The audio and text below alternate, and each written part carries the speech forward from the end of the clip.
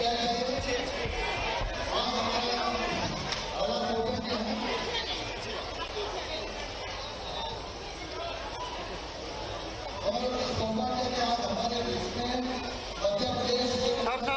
अरे विनय यार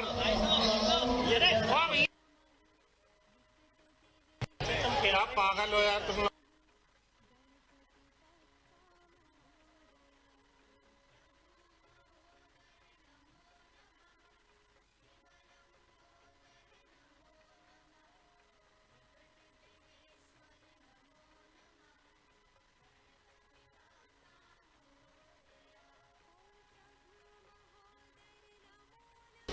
हेलो मोदी जी, एक बहुत महत्वपूर्ण इनके साथ जुड़ी हुई थी। मैं कहने जा रहा हूँ नारायणपुरा उज्जैन महेंद्रा, जहाँ पर कृष्ण भगवान गुरु के आज्ञा से जंगल में लकड़ी के लिए जाते थे, वहाँ यात्रा में हर महीने यात्रा निकालते और इनको उज्जैन से लेकर नारायणपुरा जहाँ कृष्ण भगवान जाते थे, तो वो स्वागत करके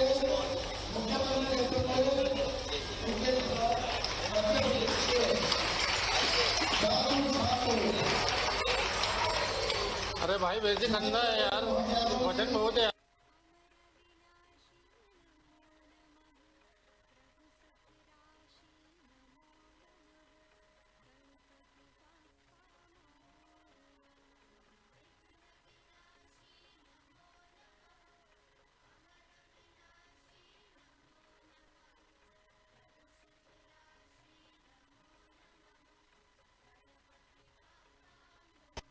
मंत्री भी है तो उनका भी स्वागत करते हैं।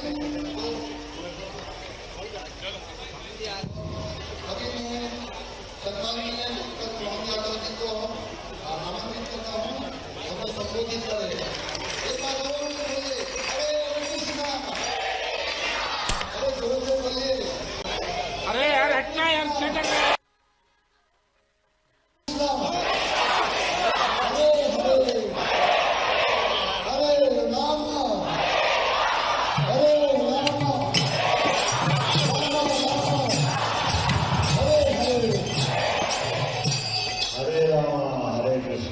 कृष्णा कृष्णा हरे हरे। परम पूज्य भक्ति विकास स्वामी जी, आपके चरणों में प्रणाम करता हूँ, आपका आशीर्वाद चाहता हूँ। आज तो ऐसा लग रहा नंद जरा आनंद भरो जय कन्हैया लाल की, आल की काल की। ऐसे अनमोल कुंभ के बाद और खास करके मुझे तो और आनंद आया। मैं आज से 20 साल पहले उज्जैन में परम पूज्य भक्ति स्वामी जी के सानिध्य में महानंदा नगर में ऐसे देवस्थान की प्राण प्रतिष्ठा में शामिल हुआ था। तब मैं उज्जैन विकास प्राधिकरण का अध्यक्ष था और ये भी सुखद संयोग है। तब समय हमारे सबके वरिष्ठ नेता और उस समय स्थानीय शासन मंत्री थे, उनके साथ मैं वहाँ इस कार्यक्रम में शामिल हुआ था। स्वर्गीय बाबूलाल जी गौर साहब जो बाद में हमारे मुख्यमंत्री रहे हैं, और सुखद संयोग की बहू कृष्णा गौड़ जी आज भी मुझे इस कार्यक्रम में मेरे साथ वो भी मंत्री हैं मध्य शासन की। तो हमारे लिए तो सौभाग्य की बात है और सोने में सुहागा तब हो जाता है कि हमको लगा कि हम यहाँ अकेले आए हैं। हमको क्या मालूम कि कृष्ण कन्हैया के साथ में आ रहे भोपाल में, वहाँ धाम उनका जगमगाएगा या आनंद में मिलने का मौका मिलेगा। और जैसा कि आपको जानकारी है, हमारी सरकार बनने के बाद ऐसे कई कदम हमने उठाए हैं। इसमें से एक प्रमुख हमारी भावना और नीति बनाई है कि जहाँ जहाँ भगवान की जो द्वारका का महत्व है, जो मथुरा का महत्व, भगवान ने मथुरा में जन्म लिया, कंस को माना, बड़ी घटना है, द्वारकाधीश हुए, बड़ी घटना है। लेकिन हमारा प्रदेश में भगवान के कई ऐसी लीलाओं के स्थान जहाँ उन्होंने शिक्षा ग्रहण करी, वो शांति शक्ति का आश्रम में भगवान ने उनके मुझसे जो गीता कही है, वो गीता की पूरी शिक्षा दीक्षा में हुई है। तो पवित्र उज्जैन में हुई है, इस बात का आनंद है। और इसी के साथ साथ भगवान कृष्ण की सुदामा से दोस्ती जहाँ हुई, वो धाम भी उज्जैन और उज्जैन के पास का नारायण भैया और गरीब और अमीरी का सबसे बड़ा स्थान, ये हमारे लिए सौभाग्य की बात है। बड़ा आदमी बनना सरल है और बड़े से बड़ा बनना, द्वारकाधीश हो जाना है तो और बड़ी बात है। लेकिन स्कूल जीवन के गरीब मित्र को भी याद रखना, यही गोपाल ही कर सकते हैं, इसलिए हमारे लिए सौभाग्य की बात है।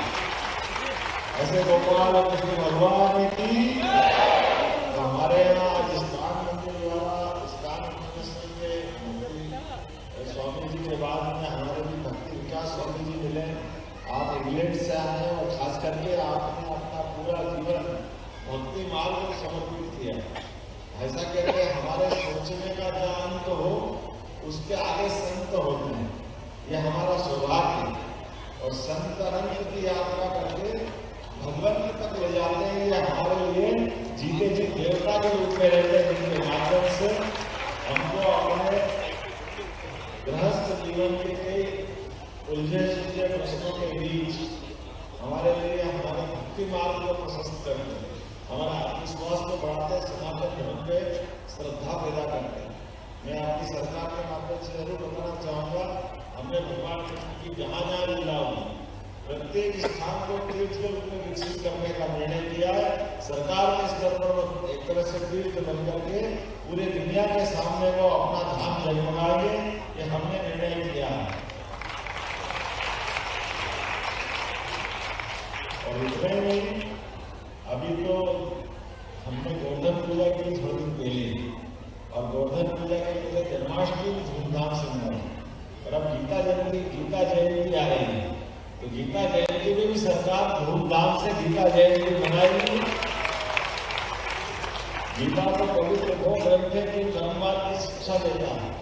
मृत्यु लोक के जन्म होने के बाद हमारे जीवन में ये जो समय मिलता है, परमात्मा उस समय का सदुपयोग हमसे कराए, और कर्म के आधार पर भगवान कृष्ण ने अपने उस सरल सिद्धांत को लेकर गंभीरतम बात को सबके सामने रखा है। जिसका जन्म हुआ है अंततः वो जन्म छोड़ेगा, उसको मृत्यु को प्राप्त होना ही नहीं है।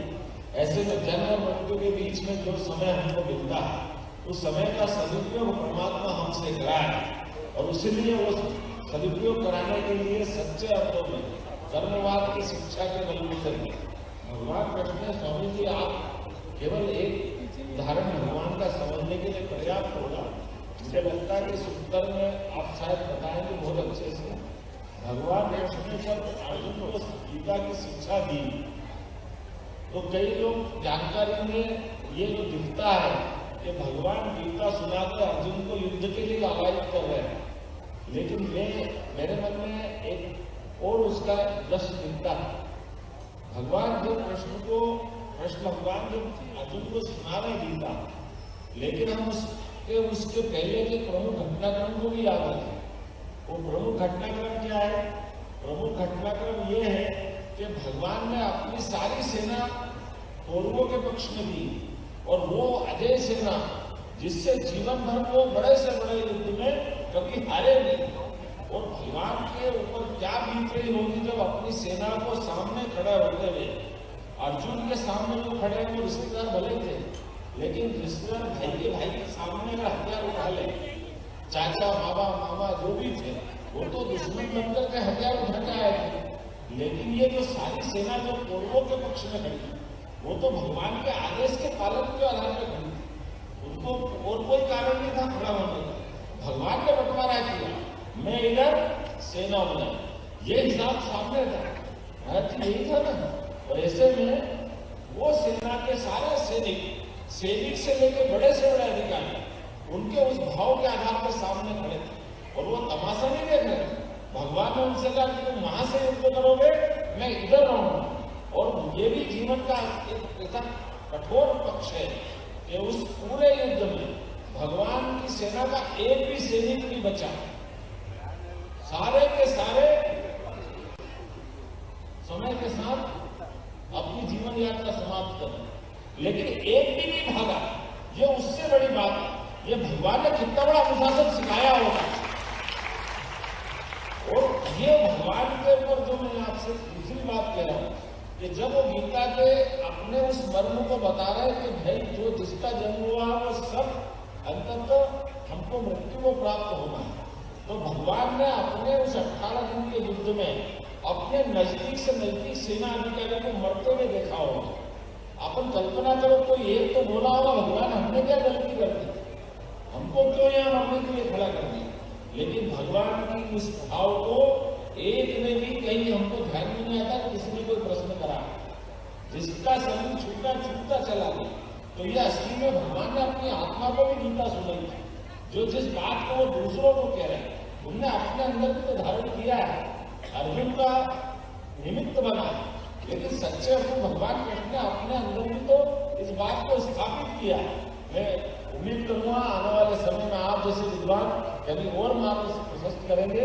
लेकिन आज तो हमारी राजधानी का दिवाली का दिन, आनंद का दिन, भगवान अपने धाम से यहाँ मुस्कुराने आए, ये आनंद आया है। जो हमारे यहाँ आज भगवान का प्राकट्य हुआ, मंदिर का द्वार में प्राण प्रतिष्ठा का, और जब देवस्थान जगमगाता है तो जो दुनिया का भला करने आते हैं। आज के इस अवसर पर इस्कॉन इंटरनेशनल द्वारा भोपाल में ये जो हमारा देवस्थान का जो मौका दिया है, भोपाल में थोड़ी कमी थी, आपने पूरी कर दी।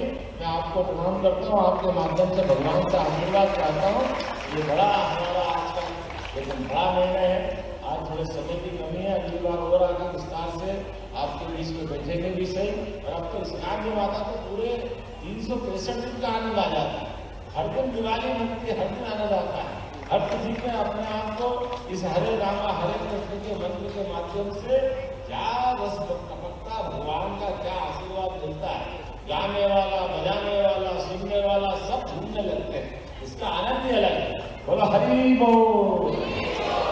मेरी अपनी ओर से पुनः आपके चरणों में प्रणाम। और आपसे मैं अनुमति चाहता हूँ, आप परमिट करेंगे कि मुझे थोड़ा सा समय की कमी के कारण से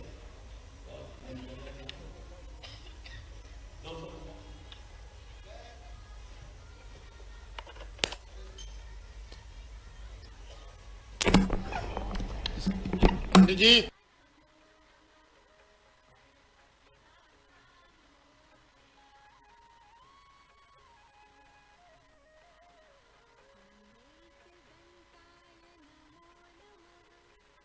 अभी मैं महाराज भक्ति विकास महाराज को आशीर्वचन के लिए रिक्वेस्ट करता हूँ, विनती करता हूँ। और एक बहुत सुंदर समन्वय हुआ यहाँ मध्य प्रदेश के चीफ मिनिस्टर, मुख्यमंत्री, सुप्रीम मिनिस्टर भगवान कृष्ण को मिल रहा है। कितना बड़ा सौभाग्य है।